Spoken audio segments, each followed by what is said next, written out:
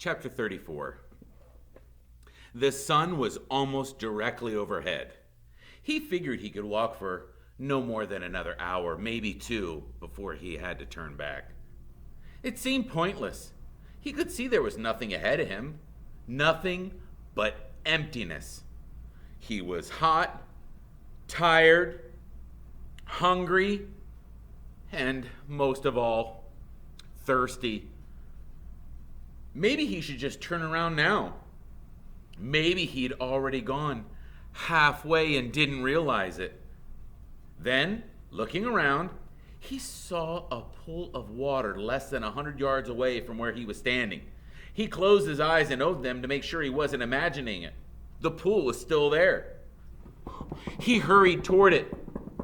The pool hurried away from him, moving as he moved, stopping when he stopped. There wasn't any water. It was a mirage caused by the shimmering waves of heat rising off the dry ground. He kept walking. He still carried the empty sack of sunflower seeds.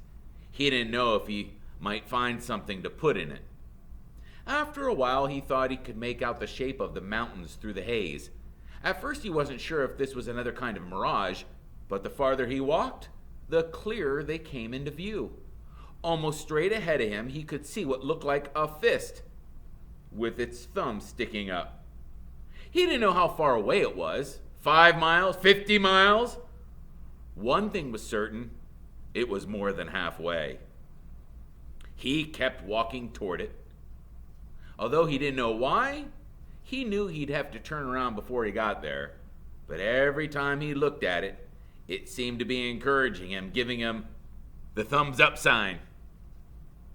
As he continued walking, he'd become aware of a large object on the lake.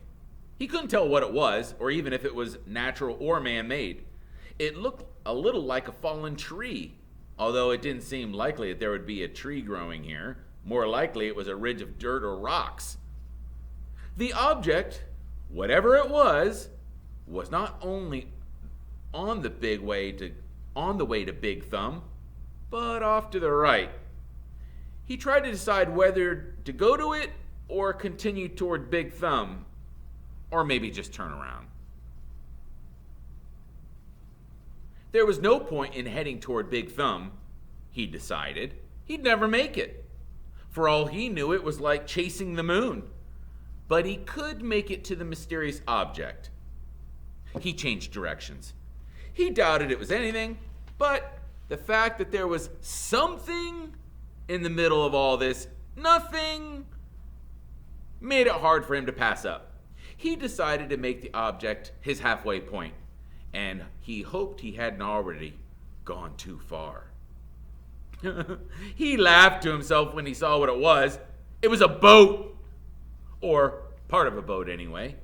It struck him as funny to see a boat in the middle of this dry and barren wasteland. But after all, he realized, this was once a lake.